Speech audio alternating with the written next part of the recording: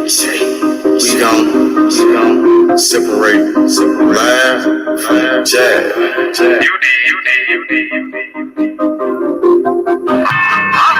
You might understand me. Am is better than am. Oh, you better than know me. Trap. I'm on my motherfucking trap shit. I'm on my motherfucking trap shit. I'm on my trap shit. NBA, I'm the number one in trap. 357, nigga on his ass down. Nigga came at me about a fucking bitch. 357, I laid his ass down quick. Blah, boom. Yeah, all that shit. Niggas talking shit. With all that shit. 20s, 50s, 100 shit, I want it all. First round draft pick, that's how I ball. Bitch think she bad, but I put that hoe on pause. Trap. I'm on my trap shit. I'm on my motherfucking trap shit. NBA baller, I'm that trap pick. 57 lay his ass down quick. Body found in the bag, laying in the dish. I'm on my trap shit. For 48 a bitch. Nigga playing with the G shit. Simo, you know I'm with the shit. I'm ballin', girl, paid him back in 96. Don't give a fuck about what I do, cause they don't make you shit. 93, gang bad, they trap big. I don't know nothing about shit, I'm on some trap shit. Hold the fuck up. I don't think these niggas believe in it. Ignorant Boxing was good. It was good, H. How you feeling, my brother? Oh man, listen, I took a muscle relaxer and a couple of shots of tequila. I'm feeling great, bro. For real? Hell yeah! Pop one of them with a Percocet. It's like a Perc 30s or some shit like that. For real? Oh yeah, shit! I'm feeling great. Oh, cause your back, huh? Your back was I fucked told you my back was fucked up. Yeah. Damn. So how's that going? How's it feeling since you popped the 30? I'm feeling great, bro. I'll box one of these fucking 135 pounders right now. For sure, bro. What you thought about the fights this past weekend? What did you think about Lomachenko's performance? Did you like what you see? Yeah, Lomachenko looked good, man. He looked great. I don't know what else to say, but I mean, it was Comey though, but Comey is a prior champion. But I understand what Lomachenko was trying to do. He was trying to fight Teofimo's old opponents to show that he could do it better. But yeah, so, he looked good though. He looked good. So comparing Lomachenko to Devin Haney's performance and Tank's performance, who you thought looked the best in your honest opinion? I'd probably say Lomachenko. I think so. I would say Lomachenko. He did look good. I ain't gonna lie. But Loma at the end of the day, it doesn't matter though, because Kambosos is the one who's gonna pick. You know, it don't matter. I don't even know what Kambosos is looking for, because it's not money apparently. Because he keeps talking about, you know, you heard him, right? You heard his interviews. Yeah, he was saying he wants the legacy. He said he doesn't care about the money. That's what he was saying. Yeah, so I don't know who he's gonna pick. So for sure, man. Loma did look good. I ain't gonna lie, man. Loma looked sharp. Well, shout out to my boy Aries in the chat. Aries says Loma. He said Loma looked good. He said Loma looked the best. Aries come back and said, but T.O. beat them boys easier than Loma. Who talking about? He beat Comey easier than Loma because T.O. knocked him out in the second round. But what about Nakatani? I thought Loma beat Nakatani better than T.O. did because Loma knocked him out. And Loma, he damn near won every round against Nakatani, where T.O. struggled a little bit against Nakatani. He was only 21 years old at the time. What you thought about that? And he knocked him down, right, too? He didn't knock. He slipped. It looked like a knockdown, but they didn't call it a knockdown when T.O. fought him.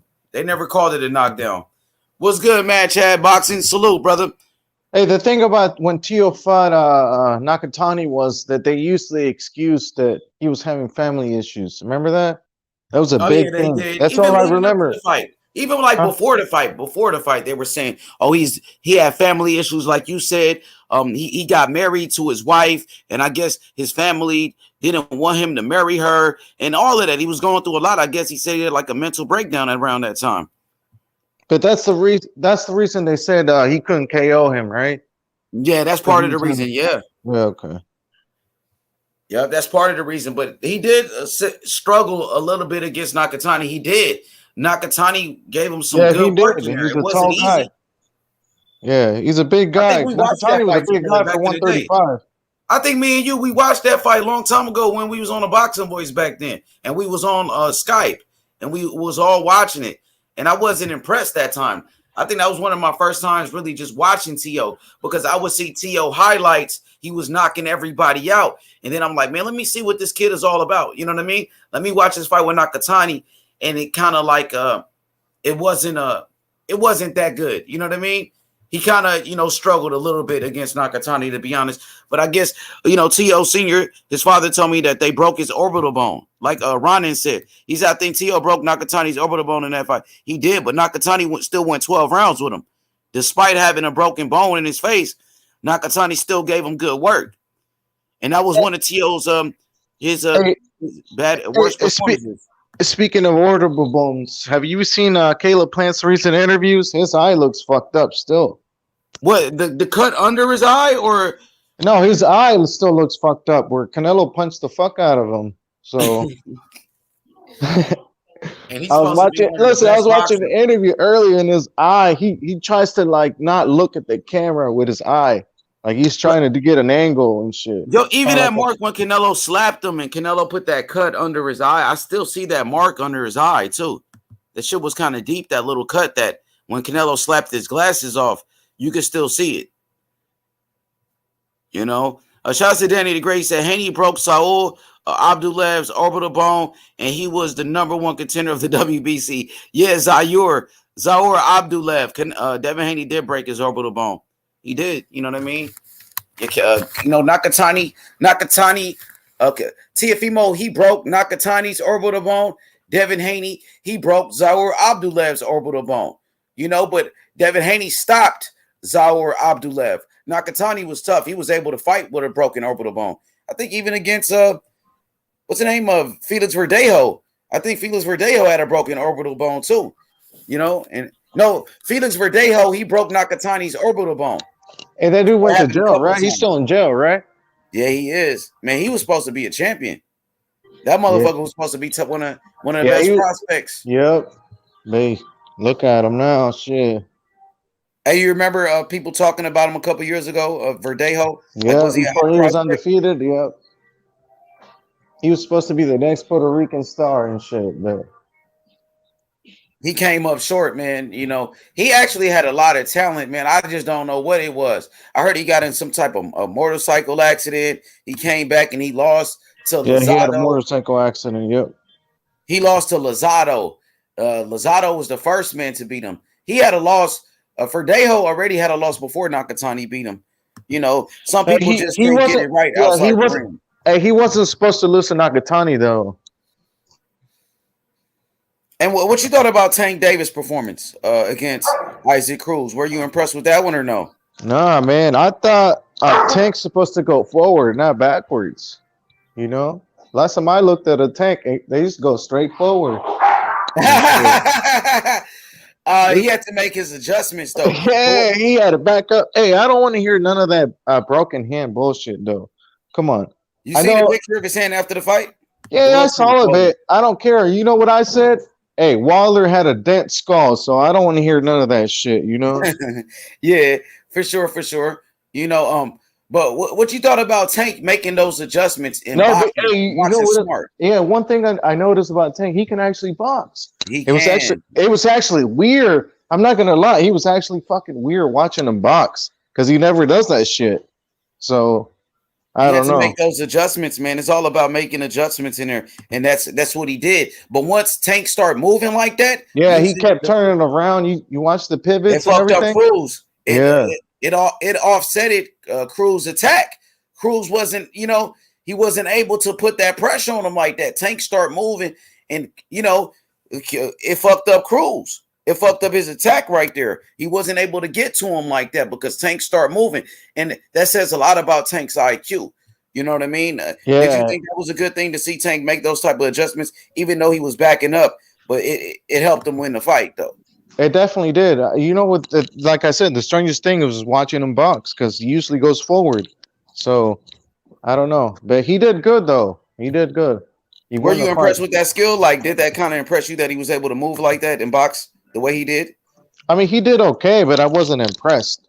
You know, it wasn't like type of shit. You know, none of these guys actually did that, to be honest. Not even. What about Loma? Did Loma do that? A little bit at times, but not really though. I don't know. I mean, at the end of the day, it's up to Kambosos. It doesn't matter. So out of all of these guys on this list, who do you think all of Kambosos is beating? Who do you think Kambosos can beat out of the pictures? Like, you got Loma, Tank, Haney. How would you rank it? What would be Kambosos' best chance of beating one of these guys? Who does he have the best chance of beating? I think he has the best chance of beating Tank Davis. Even though Tank got that power and Tank can box too? Yeah, I mean, Teofimo had power and he could box too. So, and he proved it. Teofimo compared to Tank Davis, Teofimo proved it at the highest level that he could do it. You know, that's a big difference. You know, who the fuck is Tank Cruz? You know, I never heard of Cruz. Cruz was top 10 though, a tough fighter from Mexico who was a warrior, but he was he's top 10 in the WBC, right? Or is I think through every sanctioning body. He was top 10, Ring Magazine top 10, Box Rec, top 10 in every sanctioning body. So that's what I'm saying. There's a big difference, though. That's what I'm saying. Power-wise, one was actually tested at a higher level compared to Tank. I think Tank is the easiest opponent for Kambosos, and then Loma or Devin Haney. So who's the tougher fight for Kambosos, Haney or Loma? Who's tougher? You would say both of them. Both. I would say both.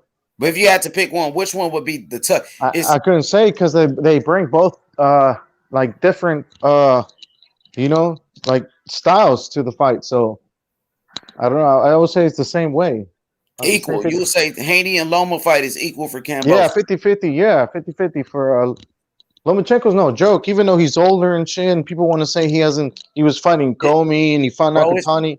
His cardio was good though. You see the way he's still in his angles. You watch his angles and shit. And he was Comey was a real power puncher, bro. And he was telling the corner to stop the fight. Like, yeah, it's crazy. Loma wasn't getting caught with no clean punches. You know, I love Devin Haney, but shit, fucking JoJo was catching him clean with shots. JoJo was hitting Devin Haney with some hard ass power shots and hit him clean, flush. I didn't see Loma get hit with those same type of shots. I didn't see Lomachenko get hit with big power shots like that. Hey, I actually want to see Lomachenko fight Devin Haney, to be honest. That's what I would rather see. They both want to fight Kambosos. I know, but that's the fight I would rather see, to be honest. I would rather see one of those guys fight Kambosos. So if that's the case, who's Kambosos going to fight? He ain't going to have nobody to fight then. Listen, Kambosos can take a tune-up. He said he doesn't want that.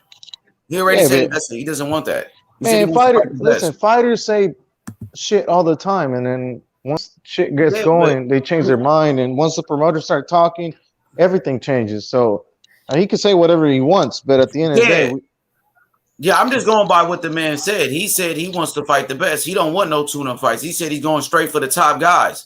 Man, he's crazy. I would ask for a tune-up in Australia. Get some of that free.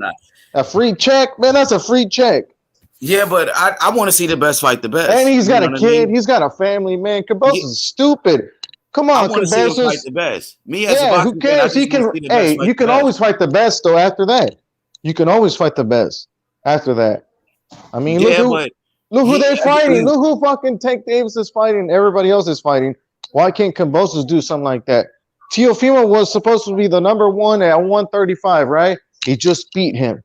So why can't he get a fucking tune-up in his home country? He said he doesn't want that. So I'm just going by what he said. Oh, he did say that, though. That is true. I'm just saying, though. Yeah. So with that being said, you know, he said he wants to go against the top guys. He said he wants to fight Lomachenko, Devin Haney, Tank Davis, or even Ryan Garcia. I think at this point, Ryan Garcia hasn't fought in so long. A lot of people forgot about Ryan Garcia. Ryan Garcia hasn't done anything, man, in a very long time. Nobody really believes in Ryan Garcia anymore. Like that I'm not hype. going to throw him under the bus, though. No, You no, know what I no. mean? But I'm just saying that though, after he disappeared with the whole mental shit, like nobody really gives a shit about him anymore, and he has to come back and prove it in the ring. So I don't know what else to say. Shit. Like we all got mental problems. Shit. It depends how we deal with them and shit. So I don't know. It's up to him. If he comes back, he has to show it in the ring. Nobody else gives a fuck about those mental issues and all that extra shit. Because we all got mental issues. You know what I'm saying? So, hey, like I think I heard Teofimo say, like you got to deal with it in the ring and shit. Like you got to go work through it and shit. So that's what I expect Ryan Garcia to do. Not fucking take off months and shit. And For sure. Canelo shouldn't have to tell him to come to the fucking gym, bro. Come on. Like, too many Canelo's saying like you're wasting time, bro. Yeah, too You many gotta red focus. flags. There's too many red flags with Ryan Garcia. But So I like the fact that Canelo was telling the kid the truth. You know what I mean? I do like that about Canelo, that Canelo's, being hard on him, showing him tough love. It's tough love at the end of the day. Canelo's telling him the truth. He's not being a yes man for Ryan. Danny the Great says Kambosos versus Haney. Then Haney can whoop Lomachenko after he get it. No problem, my nigga. He said after he can get it. but I heard Devin Haney say 135 is getting difficult to make. So yeah, he did. So he said he wants to make the big fight. Yeah, so obviously he's going to go after the belts. But if he can't get that, he's not going to stick around and fight Lomachenko. But Lomachenko can't go past 135. So either you fight him now or you will never fight him because he can't go past 135. He's too little. Yo, Gerald Field says Tank versus Loma needs to happen. I think all of these guys are chasing Kambosos, and if they can't fight Kambosos, they might as well just fight each other, right? I think Tank and Loma is a fight we all wanted to see years ago. HT boxing in the building. HT salute. He said, "Did Haney prove he has a chin?" What do you think about that question? Ignorant boxing. Did Devin Haney prove he got a chin? Listen. You can get knocked down so fucking 10 out of the fucking 10 rounds. As long as you come back and win the round, it doesn't even matter.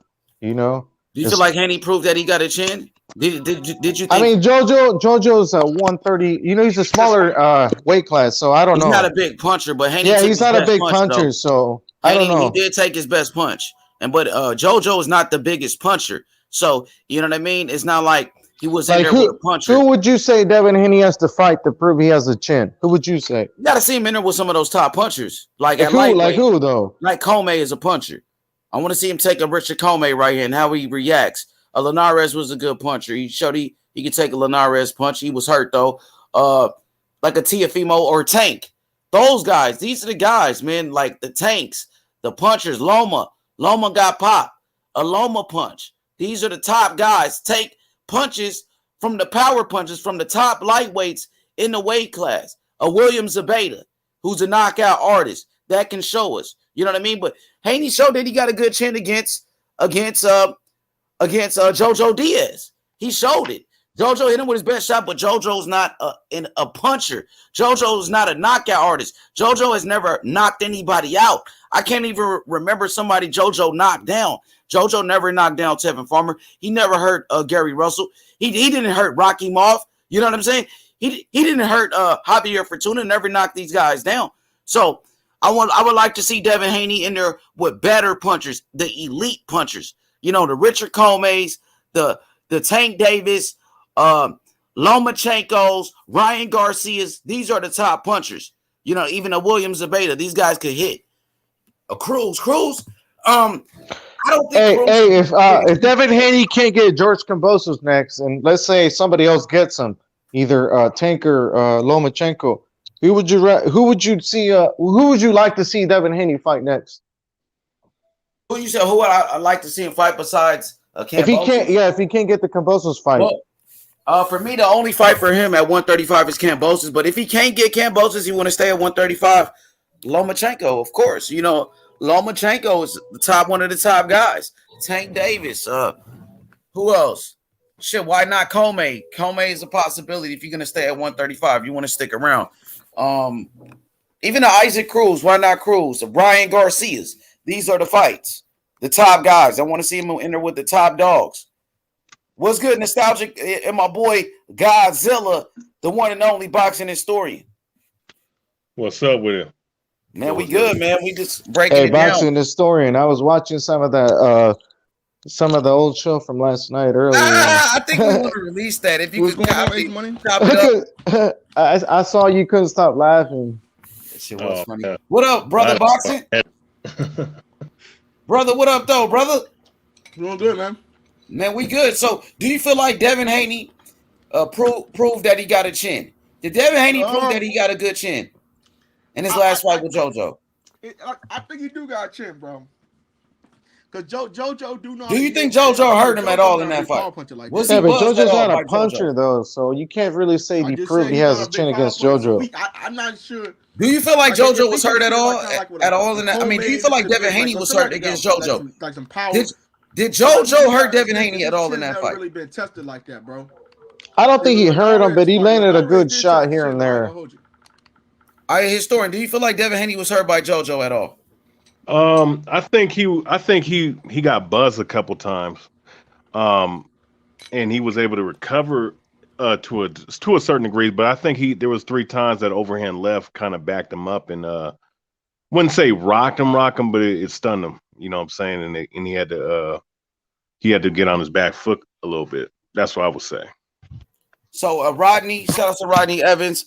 He said JoJo hurt Haney more than Haney hurt JoJo. JoJo was clipping the shit out of Haney all night, straight left and left hook flush. I don't think he hurt him. He just landed good shots. You know, like I don't know. I don't think he hurt him though at all. Some people think he was hurt. Some people feel like I mean, he got smiled hurt. and all that shit. I seen him smile, but What I don't about think in he the was 12th hurt. round? JoJo hit him with some clean shots. Yeah, but it wasn't compared to Linares though. Linares Yeah, it wasn't definitely the hurt same. him. It wasn't Yeah. the same. That's But what some I'm saying. people do feel like he was hurt though. Go ahead, historian. Continue. That's why, that's what I'm saying. I don't think he was hurt. You know what I'm saying? I think that because he was definitely hurt against Linares. Linares actually, it took him several rounds to recover in that fight. You know what I'm saying? I would say that he got clipped and he got caught. You know, I'm not gonna say that he has a bad chin, but he is chinny though. You know, when he gets hit, because I mean, whatchamacallit is not a hard puncher, bro.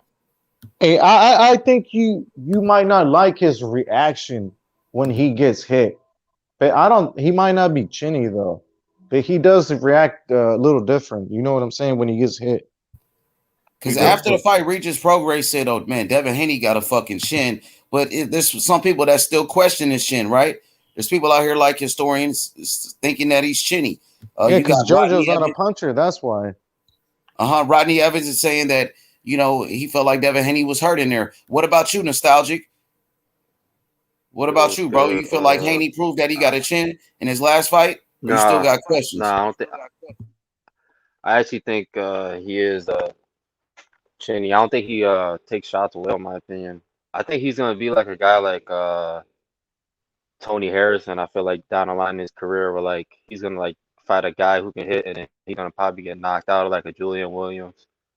I mean, it is what it is. That's what I feel like. I mean, if it happens, it happens. I mean, not everybody's gonna have the greatest chin and be so durable. You know, I mean, you can't just build a perfect fighter. I mean, that's Devin. I just feel like JoJo hit him like 2 or 3 times where he just looked like the shot was just like a little too much. And if JoJo would have kept hitting with punches, he might have could have really had him really hurt. But yeah, that's just my opinion. Do you think Kambosos could drop Haney or hurt Devin Haney? Yeah, if he lands the correct shot, I mean, on a button. But I mean, it has to be flush. I think he could hurt him, but not drop him. Kambosos is not a big puncher either, even though he dropped Tio. He did drop Mickey Bay. He only got 10 knockouts, right? But I think you can hurt him, but not maybe drop him. Okay, so HT Boxing said Linares is a big puncher who has dropped Loma. And Luke Campbell, Haney never fell. I feel like Haney stayed in the pocket and tried to make the fight interesting. Yeah, but you can't put yourself in harm's way. You still got to be smart. You could try to make the fight interesting, but Devin Haney's a very good boxer. I was impressed by Devin Haney's performance. I still feel like he can improve. tighten up his defense because JoJo was hitting them clean with some clean shots, catching them flush right on the button. Same thing with Linares was catching them clean. He can't get hit with those big shots, especially when you go against the big punchers like a Tank Davis or even a guy like Teofimo. You can't get hit clean with those type of shots. Guys like Loma. You don't want to get hit. If he's moving up to 140, you don't want to get hit with those kind of shots at 140. For sure. Hell yeah. Yeah, man. Is he staying at 135? Bigger punchers. Is he staying at 135 or what's the plan? Haney wants to stay at 135 to fight Kambosos. Yeah, he wants to stay. Yeah, but one more fight, bro. Is it one more fight or is it like? I think fights? So, bro. He wants that undisputed fight with Kambosos. I'm thinking if I had to say, it's probably one more fight, and that one more fight would be Kambosos. That's my honest opinion. And he's only staying. Fight, then he's going to 140, right? Yeah, and if he can't get Kambosos, he probably moved to 140 right now. To be honest with you. Okay, so I mean, I would still like to see Devin Haney versus Teofimo at 140. That's still one of the good fights. They got so much fucking beef too. Hell yeah, they got so much fucking beef and shit. It's just I like to see that Wilder, shit, huh? It's just like Fury and Wilder all over again. Man, I miss Fury. I don't care that Teofimo lost. I still want to see that fight.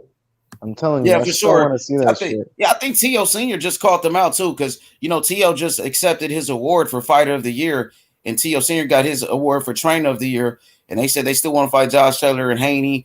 That fight, I don't even know if that fight would ever happen, to be honest with you, bro. After all the bad blood, I want to see it. I want to see it, but to see the way, when T.O. was on top, T.O. was the man. I remember T.O. and his dad saying that, we on top now. He said, you guys are lucky that we even mention your name. They were saying that we don't even have to mention your name. That doesn't matter. Remember how was acting like kind of funny, like a little bit. Remember how many losses Manny Pacquiao had, and they wanted him still to fight Mayweather? Like, that's how much you can build it up.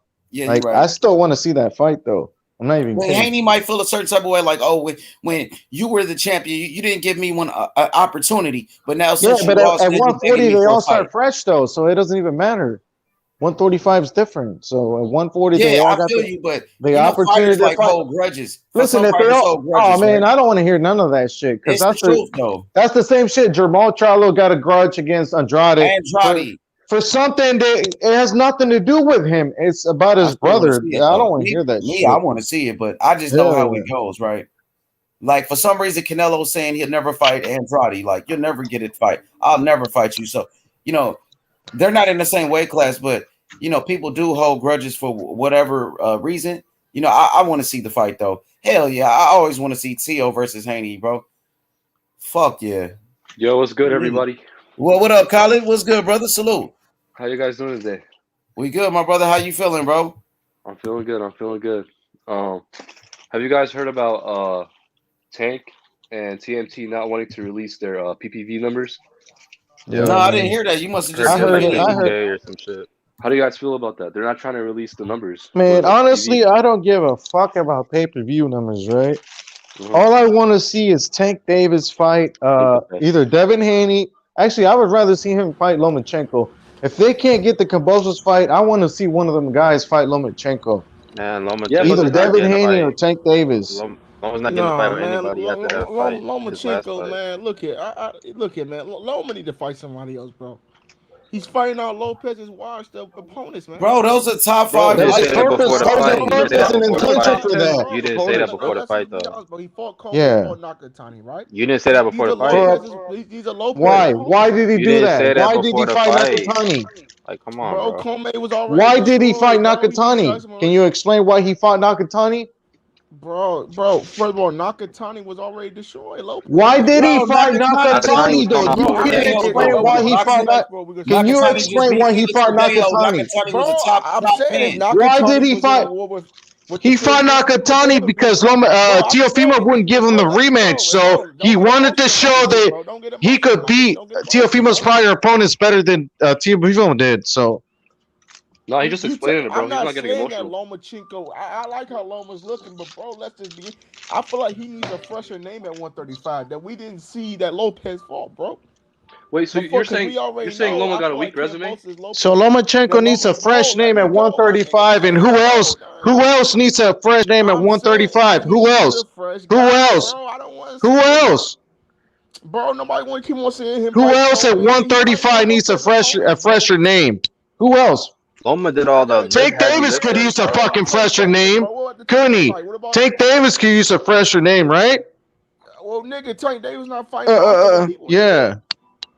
Lomachenko collected 3 belts one by one in that division. He did all that heavy lifting, bro. In my opinion. Well, how can you say Lomachenko needs to fight a fresher name when he fought a prior champion and fucking Cruz is not even a prior champion? Cruz was a bad. Now I get it, bro. I didn't even like the Cruz fight. I'm gonna be honest. I'm gonna be honest with you, bro, and I agree with you, bro. At least JoJo was a prior champion at a lower weight class, you know. The fight, bro, was a fight that I think that they see Lomachenko's going to the Lopez rematch, bro. If y'all could tell, bro. Yeah, but not anymore. That's what Top Rank was setting up because look what the opponent that he fought. He fought Nakatani, right? And he fought Coleman. Bro, I just explained that to you. Bro. And I asked you why he was fighting those guys, and you didn't say anything but about how Lomachenko was fighting. It needs a newer name. Or a fresher 135 pounder. I bet you next fight for Lomachenko is going to be a fresh fighter, bro. I want to see Kambosos. See, I think Kambosos and Lomachenko going to get made next. I don't think Kambosos want that smoke with Haney. All right, then there you go. Fresh fighter. If he don't take the Haney fight, would you guys call him a duck? Yes or no? No, bro. I'll call him a duck for not fighting Loma. I'll call him a duck for not fighting Loma. Loma had the best performance. Why would you call him a duck, though? Why would you even bring that up? Why would you even call? Haney, right? Listen. Why would you call Kambosos a duck? Why would you even bring it up, though? Why would you bring up Kambosos as a duck if he doesn't fight Devin Haney? Not fighting Loma, but you would not call him a duck for not fighting Devin Haney. For what, bro? He's got options. Why would I call him a duck for picking any of those guys? Bro, you're fucking stupid, bro. You're trying to say it's a duck because he's not fighting Devin Haney, but if he chooses to fight Tank Davis or Lomachenko, then he's a duck. What the fuck this Loma, man? You're crazy, bro. That's biased as fuck because that's the way you're thinking right now. Lomachenko couldn't even finish Coleman, bro. All right, but stop it, bro. Y'all niggas the leftovers. Lomachenko couldn't finish Comey, who was a 135 pounder, right? Fucking Devin Haney couldn't finish Jojo Garcia, Jojo Diaz, who was a fucking guy that came from lower weight classes. So what the fuck you talking about, bro? Nigga, what the fuck are you talking about? Clearly you fucking trying to say Loma didn't finish Comey, who was a fucking legit 135 pounder.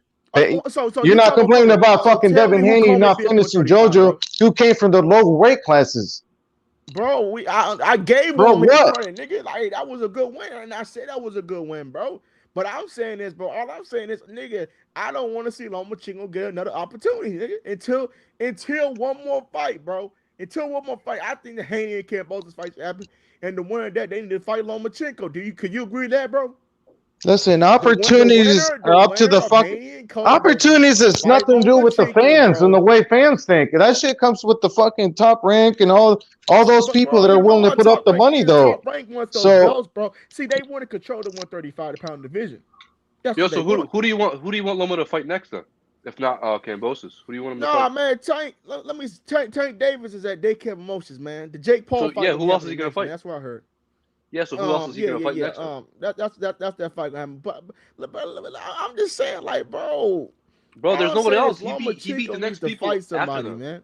He beat the next people after them. I can't understand. So you're just saying Lomachenko needs to fight somebody, but no one else does, right? Bro, after Tank and Devin is Nakatani and Coleman. He beat Coleman. Yeah, that was a good opponent, but Coleman already been knocked out before, bro. Oh my God. We need to fight somebody like Richard Coleman just knocked out Jackson Marinez, bro. Richard Coleman was a top 5 lightweight who just knocked out Jackson Marinez and a former champion, though. Coleman. I said, bro, Coleman's a good opponent. Hey, who's better, Comey or Cruz? Oh, bro, Cruz is way better than Coleman, bro.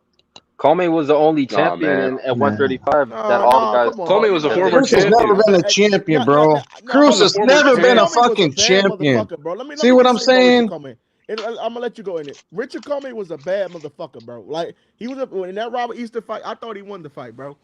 I thought they. Hey, listen, just because Tank Davis isn't who you thought he was, it does not mean you got to take away from fucking Comey, bro, who is a prior champion. Taking away from Loma, bro. Lomachenko has earned everything he has in the sport, bro. I give the man credit, bro. Even Tank Davis has never even a legit champion at 135. The most washed up opponents go fight Isaac Cruz, bro.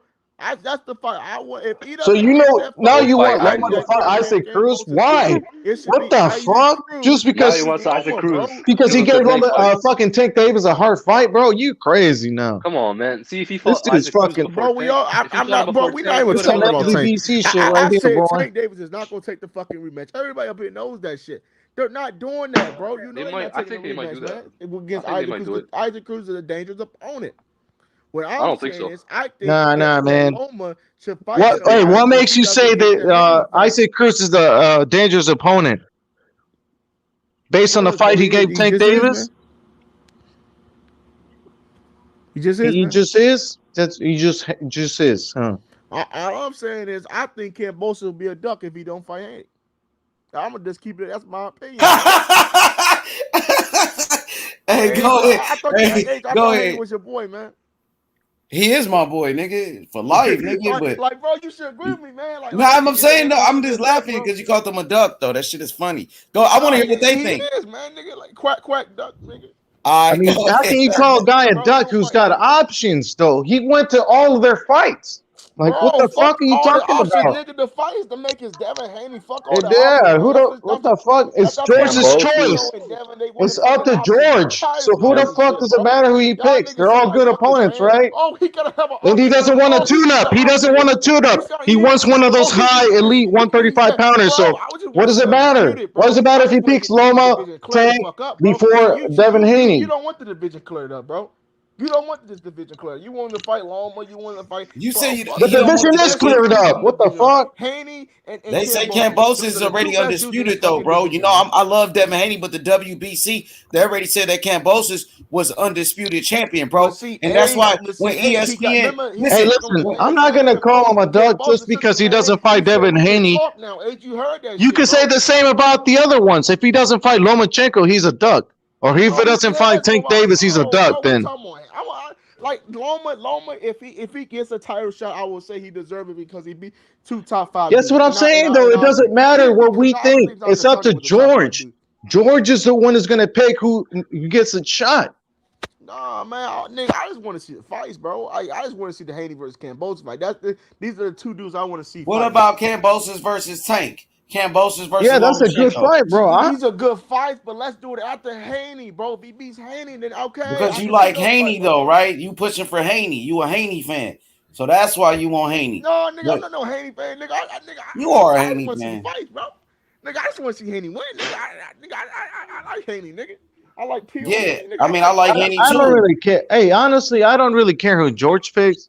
But it's up to George, though. We all know that. So. Bro, you're right, bro. And you can't call him a duck if he doesn't pick one. Bro. But you cannot call him a duck for not picking the person you like, though. It doesn't make sense. Man that doesn't fight in the ring, bro. You can't get upset. Hey, I want him to fight Loma, but if he doesn't fight Loma, I'm not gonna call him a duck. Like that doesn't make sense. Then what the fuck are we gonna call him? Come on, bro. Come on. We can't do that. Come on. No, you're trying to create a fucking narrative, bro. That nobody's supporting. So I don't care. So we're gonna say Ducks Loma, we're gonna say Ducks Haney, right? That's my whole point. Just because he doesn't want to fight somebody you want him to fight doesn't mean he's a duck. Dude, this is Tank Davis, Lomachenko, Devin Haney, they're all good threats. They're all good fighters, bro. Like, it doesn't matter who he picks. They're all gonna be good fights. Like, I get what you're saying, bro. He has an option, and I know he's not gonna fight Haney. And he just beat the guy who beat the guy. So why can't he get his options? Why can't he pick?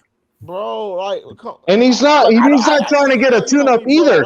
It's not like he's trying to get an easy fight, right? He's trying to get one of those guys that are up at 135. I thought that we was here for this shit. I thought this was boxing, the best fight, the best, not no casuals, nigga. I thought we was hardcore niggas, man. Not no motherfucking. Bro, what are you talking about? But isn't Lomachenko one of the best, though? Yes, Isn't Lomachenko one of the best? He's gonna be a 58th ranked guy. He's gonna be a 58 ranked guy, bro. He gonna fight in Australia. He gonna fight a bum in Australia. Everybody knows it. As I believe it. I don't think he gonna fight Haney or Kambosos or Loma. I don't think he gonna fight those dudes, man. I think he gonna fight a bum next, man. Man, Kambosos is himself. Why would he fight himself? I say he'll fight a bum. Kambosos versus. Well, he already said that he's not gonna do that. He said he's gonna fight the best. Yeah, he wants to fight one of the top 135 pounders. Man. Everybody says they're on camera, man. Motherfuckers get in the room, they have a whole different attitude. We can't believe these. If that's what he does, let him do it first before you start talking like that, though, bro. No, man. Look here. Do you want to see him fight a guy that's 60 ranked in the nation, man? Hey, he's not. Who the fuck did he fight that was 60 ranked? I'm talking about his next fight. He said he want to fight. He said he want to fight Tank, Loma, or Devin Haney next. Well, so what are you talking about? But I don't think his team's going to will him do that. His team is going to move him. How you know? How do you know? They're going to be he like, called a shot. Bro, Kambosos said he's the boss, bro. He called a shot. Even the promoter said that. Kell used to do, bro. Remember how Kell Brook used to defend his belt against all the UK guys, man? It's the same thing they're going to do. He's going to be like kind of like Kell Brook in a sense, bro. You talking about Kell Brook who fought Triple G, fought Earl Spence? No, bro, we not back to back, bro. No fucking Kell Brook is a warrior, bro. You can't even play with Kell Brook like that, nigga. No, I like Kell Brook. Yeah, I like Kell Brook, bro. Yeah, don't try to play him like this nigga is a duck or motherfucking Kell Brook been fighting the top guys. He fought Triple G. He beat Sean Porter. He beat Sean Porter. He beat Sean Porter before anyone else did. He fought the best Kell Brook. You can't even say that. Kell Brook, I don't think Kell Brook is a duck. I'm not going to say. I never said that. What I'm saying is, I think Kambosos should fight Haney. If he can't get the Haney fight, then fight that's your preference, though. That's what I'm saying, though. Just because you want him to fight Devin doesn't mean he should be called a duck if he doesn't fight Devin. You know what I'm saying? Especially if he fight Loma or somebody like that. Or Tank Davis. Shit, Tank Davis is still a good fighter. Like, you man, motherfucking Loma looked good as hell this past week, though. Khaled, man, that boy would look sharp, bro. Look, Khaled, who you think is more of a threat, Haney or Loma for Kambosos? Oh, definitely Loma. Yeah, Loma, bro. Loma will cook that dude. So you saying Loma is a more dangerous fight than Haney is? Yep. I think Tank Davis. Well, how is he ducking Haney if he fights Loma, brother Box? If That's you're saying Loma is the tougher that doesn't make any challenge. sense. That doesn't make any sense. I never said that. I think stylistically, you did say that. Haney can outbox Kambosos. No, you said if he doesn't fight Haney, anybody else is a duck. If he fights anybody else, it's a duck. That's what you said. Right? Love, come back, brother Boxing. Don't leave now. He ran. He left. He's not in here. Oh, he left. He's been contradicting himself the whole night, bro. Man. Come on. Yeah, that really didn't make sense. You just said, brother Boxing, you just said Loma is a tougher challenge than Devin Haney, but you said if Kambosos fight Loma, he's ducking Haney. How is he ducking if you're saying Loma is the tougher challenge? That's all I'm saying. I want to see the Haney fight. I would like to see the Loma fight. I want to see the best fight the best. Oh, he's back. He didn't run. Here we go. Brother Boxing, so they had a question for you. Go ahead. Well, I'm saying that Loma Chica will give him more problems, bro. We all know this, man. But I want to see the Haney fight to clear up the undisputed shit. But the WBC put out there. Obviously people argue about it, but the WBC made it clear. The WBC said that Kambosos was undisputed, and after Kambosos, the WBC also said that they had a 5 different belts, bro. They also said that. But they also said that the franchise was the super and the supreme title. You know, Kambosos is going around doing interviews saying Devin Haney has the WBC regular belt. You know that's what Kambosos is saying right now. He's calling Devin Haney the WBC regular champion. Right? Does it say on the title a regular belt? Does it say a world title? I'm just telling you what Kambosos is calling. I'm just telling you what the WBC said. The WBC, Mauricio Suleiman said Kambosos was undisputed, bro. I know me and you, we argue and debate that all day, but the WBC, they said that the man was undisputed. Kambosos, he's calling himself undisputed. Undisputed, but let's be honest here. Is Haney the regular champion or the world champion? He's the world champion, but the WBC said that the franchise is the supreme champion in the weight class. That nobody's above the franchise in the lightweight division. That's what the WBC said, brother. The franchise. I didn't make it up. That's what they said. it's kind of like the Super WBA, right? Well, that's what they kind of saying it like that, bro. Bro, why you just couldn't say it was WC Super Belt? Why Hey, just did couldn't you say it know like that WO has a super champion too? who they have? That's just a title they have. Depending on what you've done for them, they'll grant you that super WBO champion status. Oh, for real, I didn't know The that. For real, they WBO got that Yeah, has a too. belt. I heard B talking about that the other Bro, day. you already know the WBO. That's Ball's belt, man. It Ball's doesn't belt. I mean, matter. What I'm saying that's is the they all narrative. have It's some not sort of Bob's belt. crazy shit. Yeah. Demetrius Andrade is a WBO champion, and he fights on the zone. No, bro. Brian Castano got that belt, and he's PBC. So Nah, I bro, mean, it's not honestly, true, bro. bro. Even the Brian PBC Castano they not got a good PBC. relationship. PBC in the fucking No, PBC, he WBA. not. I don't think What Castano about the PBC. PBC and the WBA? No, WBA. That's Al Heyman's belt. I would have said the same thing, man. We didn't say it I differently. don't think it is. It's the world belt, bro. It's the world like title. all PBC fighters, all they do is fight for the WBA belt. Like you rarely see a PBC fighter ever fight for the WBO belt. Be honest, H. I mean, I can't say that. Like, bro, I'm not gonna say that, seen bro. PBC I fighter seen ever fight for the PBC fighters WBO belt. I never have the seen it. WBO belt. Brian Castano's a PBC fighter. He got the WBO belt. Jamel Yo, Charlo hey, Big Dog Willie, what's going Yeah, on? who did Jermel Charlo fight for Hey, the WBO? Stephen Fulton. Stephen Fulton got the WBO belt. Are you Yeah. serious? Nigga, I knew he got the PBC. WBO belt. Well, I'm saying he fought Angelo Leo. He fought Angelo Leo for him, man. And who's Angelo Leo? Mayweather Promotions fighter. Thank you. Hey, hold on. Hey, he talking about Big Dog Willie, man. Yeah, shout out to Big Dog Willie with the super chat. I know I got a lot of smoke right now. He said, H Money, did you know Punch is actually Jesus? Man, I can't believe this man lied about that car accident. Punch Drunk done lied to all of the fans about the car accident. He said he was in ICU. He was bleeding from the brain. He had brain damage. He was in the coma, and he lied to everybody. You had niggas up here. Hey, we was up here praying for this nigga. We was reading fucking. Hey, somebody said, somebody said he was in a coma for like a few days, and he came back in 6 days. Yeah, he came back from the dead in a couple of days. We had Bible scripts for this motherfucker. Yeah, man, I fell down and almost broke my back, and I haven't even want to be on social media. What the fuck? Let me say something, bro. We had fuck that bitch ass nigga and that lying ass shit he did, bro. For you to fake that shit, you was a piece of shit human, bro. No, listen. I fell from a fucking ladder, almost broke my back, and I barely want to be on fucking social media. For somebody to be, listen, for somebody to want to be, somebody saying they were in a coma and shit, and it came out in like 6 days. Hold on, let me cook, bro. Hey, you saw that shit on Rap Star. We prayed for that brother, man. Man, them niggas is bullshit, bro. This motherfucker done lied and shit like that. Motherfucker's a liar, bro. Motherfucker done come back. Hey, money, bro. Money. Oh, Mr. Moonshine, get the fuck out of here, man. Not even a scratch on his body. You know what I mean? You were supposed to be in ICU. You were fighting for your life. You were saying you were dying.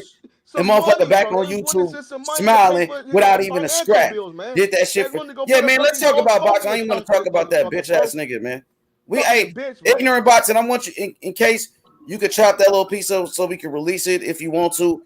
If not, we're gonna expose the shit. You just gotta send me the link, but sometime next week, though, not this week. I don't want to hear nobody protect Punch Drunk Boxing, bro.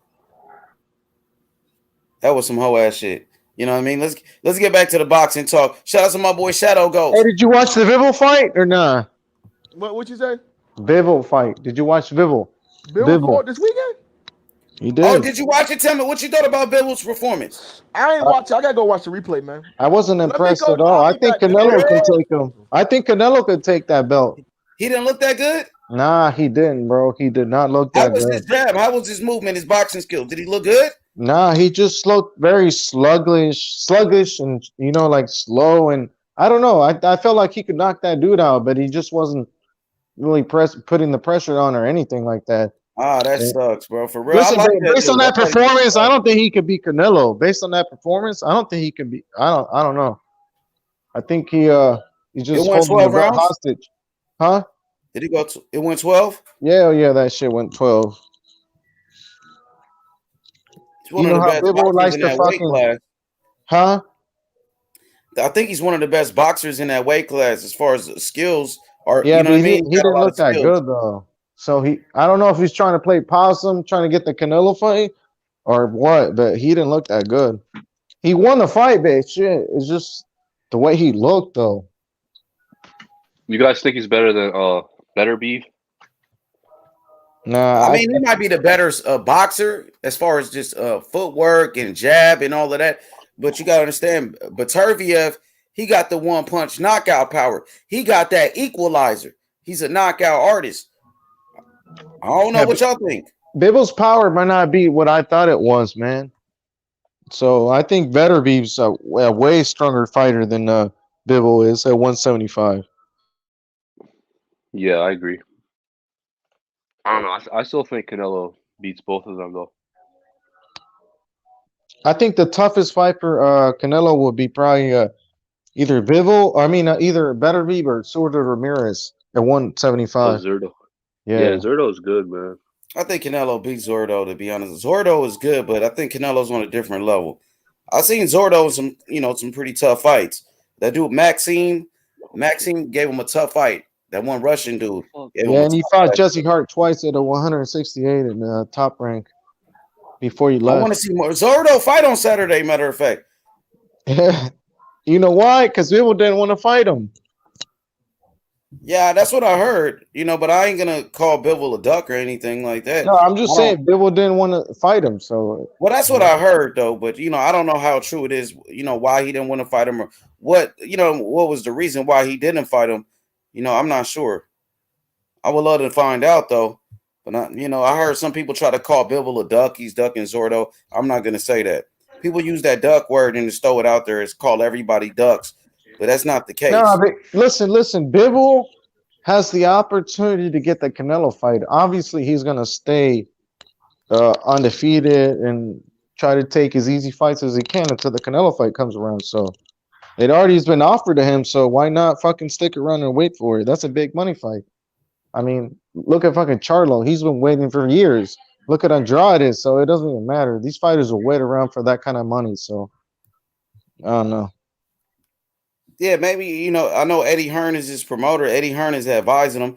Maybe it's Eddie Hearn that told him to do that for whatever reason. You feel me? Yeah, and the more fighters or the more champions Eddie Hearn has for Canelo, the better. And who would you rather fight, Canelo or Zordo? I'd rather fight Canelo. Canelo's the number one pound for pound. Canelo's the man to beat in boxing. Zordo's with Golden Boy, and Canelo most likely work with Matchroom.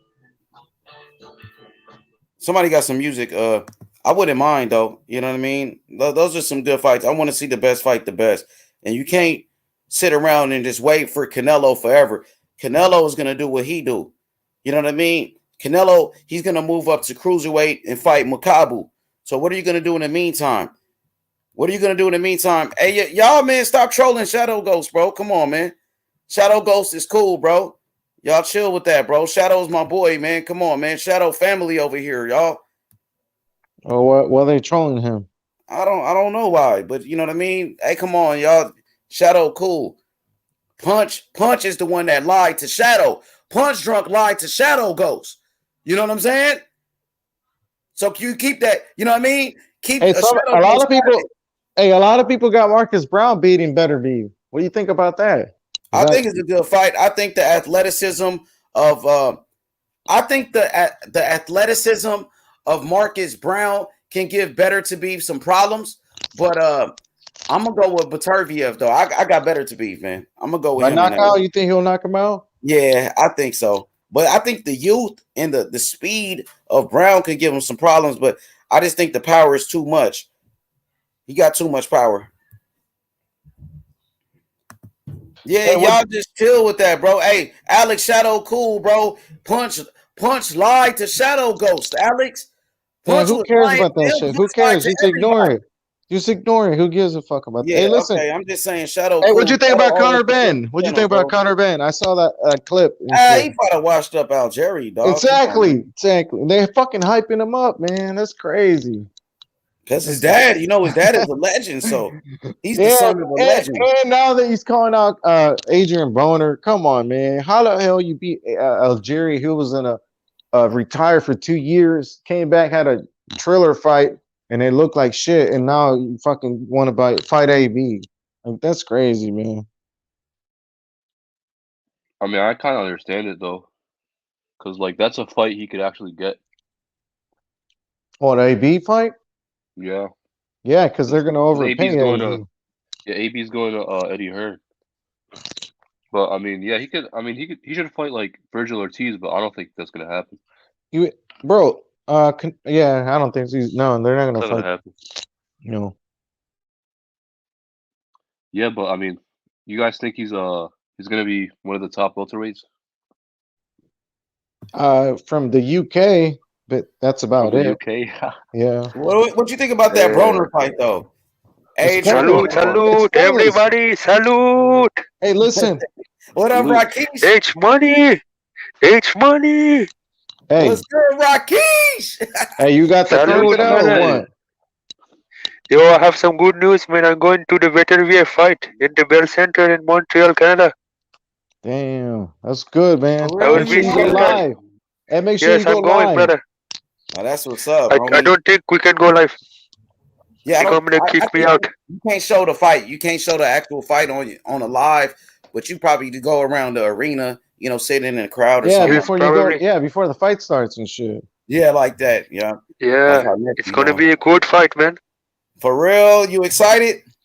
Oh, you Yeah, you very from excited, Canada, brother. huh? You live in Canada? Yes, I'm in Okay. Toronto.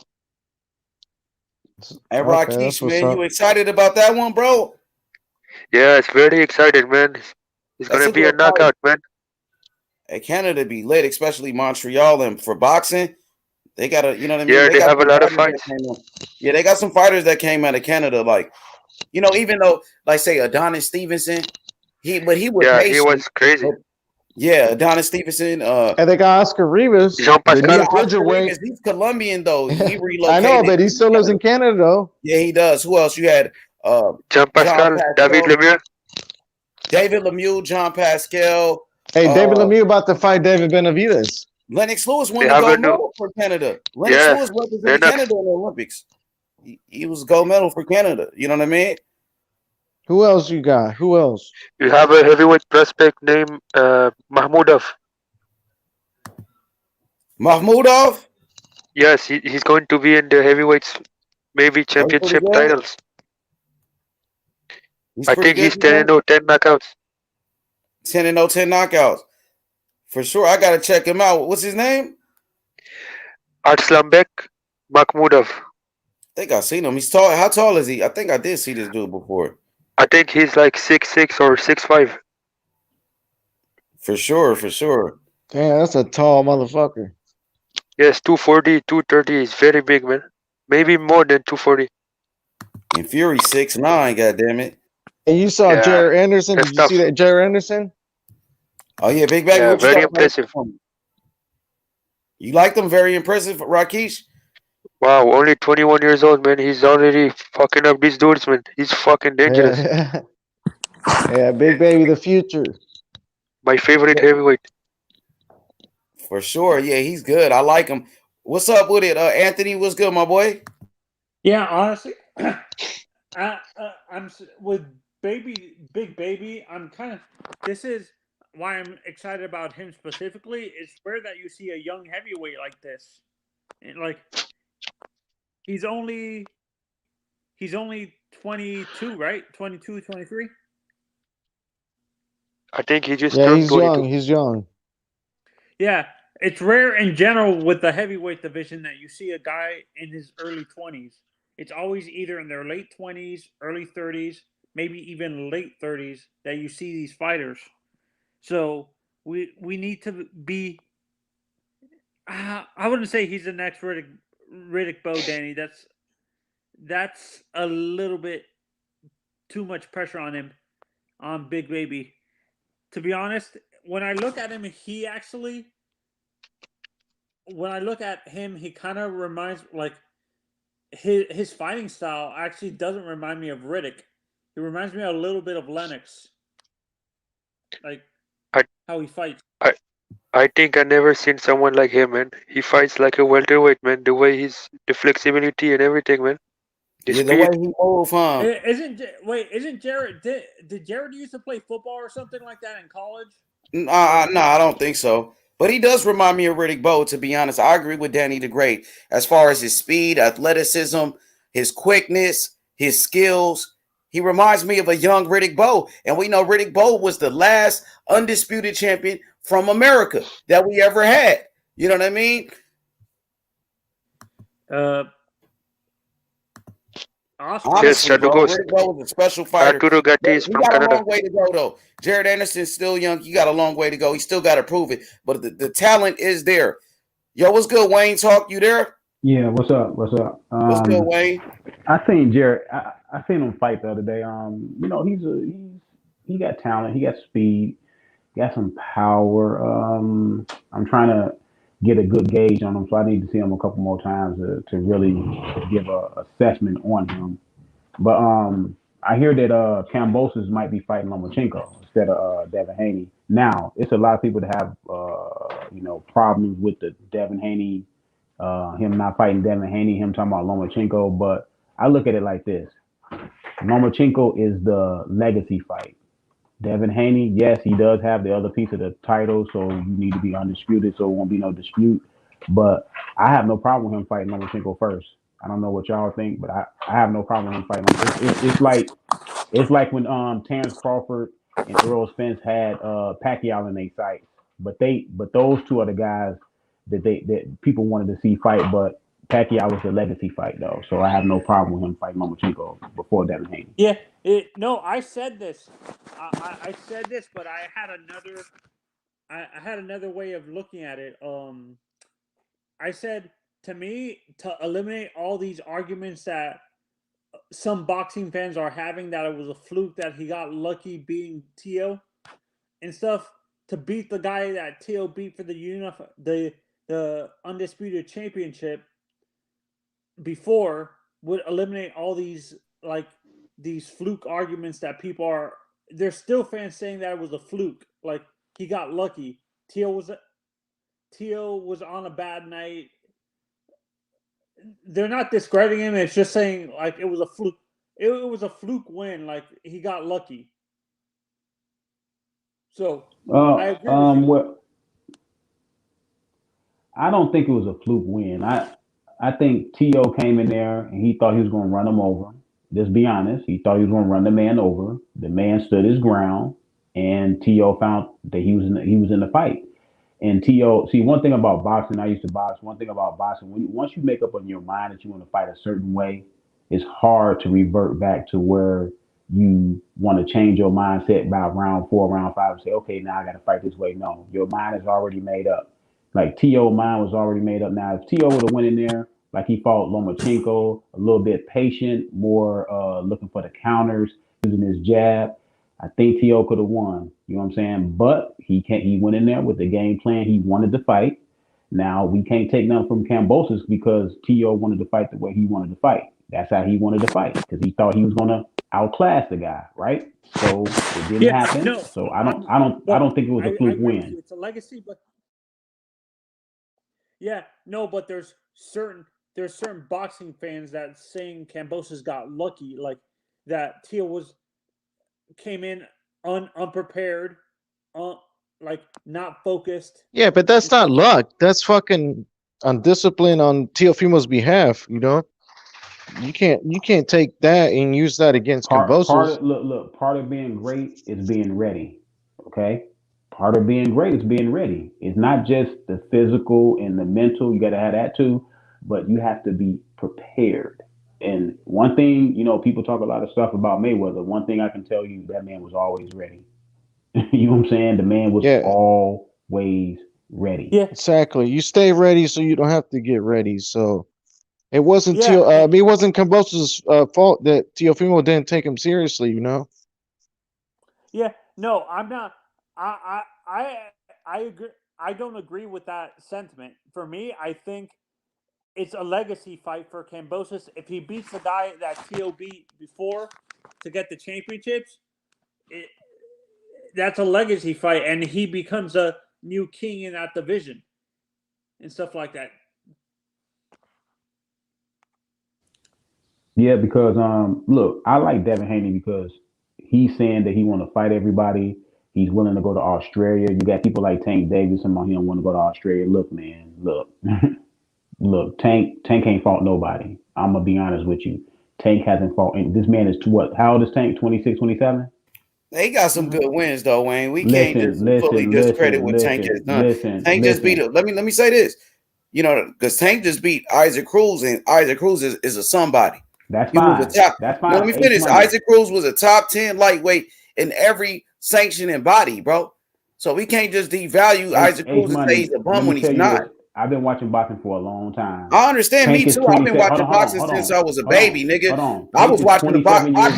We all been watching boxing for a long time. We all been watching boxing for a long time, bro. I'm gonna give y'all a little tidbit right here. Tank is 27. I'm saying you can't say that Isaac Cruz is nobody. Oscar De La Hoya was fighting guys like Janelle Hernandez at 21, 22 years old, man. It don't matter, bro. Isaac Cruz is a good fighter. You can't say that Isaac Cruz is a nobody. I'm not saying he's a nobody. You just said he fighting nobody. I'm saying to me, he hasn't fought anybody. Okay. To me, I'm talking about level of competition. He has not fought anybody where you going to look. He hasn't fought anybody that he went into a fight and you say that's a 50-50 fight. Shit, neither has Devin Haney. No. I ain't saying that. No. What I'm saying is, who else has done that? Hold on. T.O.'s the only person that was doing that with the young niggas. T.O. did it, and he's young. He's younger than Tank. Yeah, I'm saying T.O. did it, but ain't nobody else doing it. Okay, but he did it, and he's younger than Tank. What I'm saying is this.